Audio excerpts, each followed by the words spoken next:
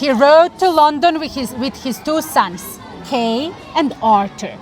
Kay had just become a knight, but Arthur was still too young. He was only 16.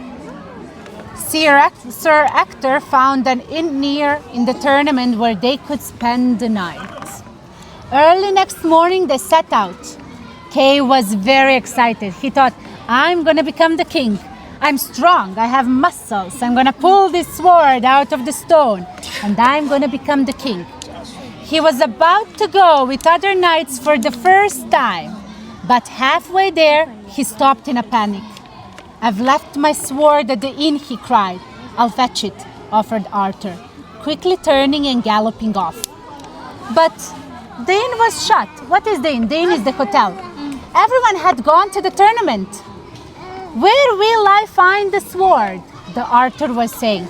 Arthur wondered, walked around, and as he rode on his horse, back in the day in England they had horses, as he you fine, honey? He glanced into the churchyard. He saw a sword stuck in a stone. He said, that's perfect. I'm sure nobody will mind if I borrow it.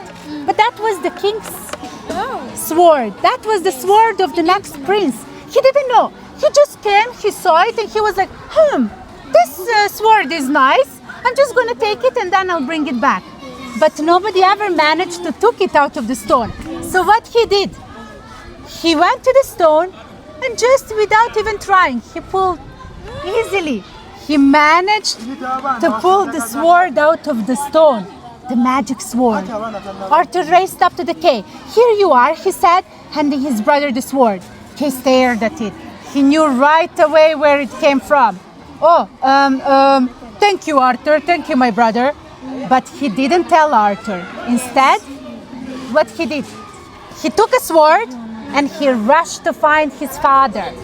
Father, he said, look, he shouted, I have the sword from the stone. I must be the King of England. But Sir Ector was not easily fooled. Really, my son? He said and took both boys back to the abbey. Who really took the sword? Which son really took the sword? Arthur returned the sword to the stone. Sir Ector and Kay tried to pull it out again, but it wouldn't budge. Then it was Arthur's turn. The sword slid out easily. At once, Sir Ector and Kay fell to their knees. You read. You continue. Come here. Sit here. She will sit here to read. You sit in my lap.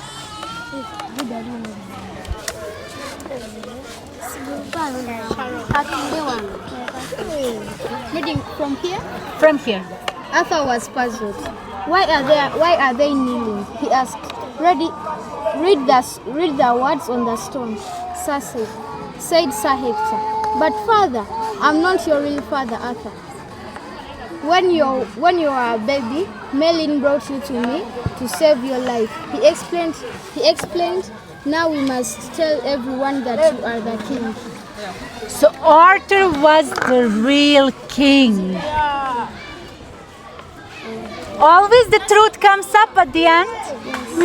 Always. When all the knights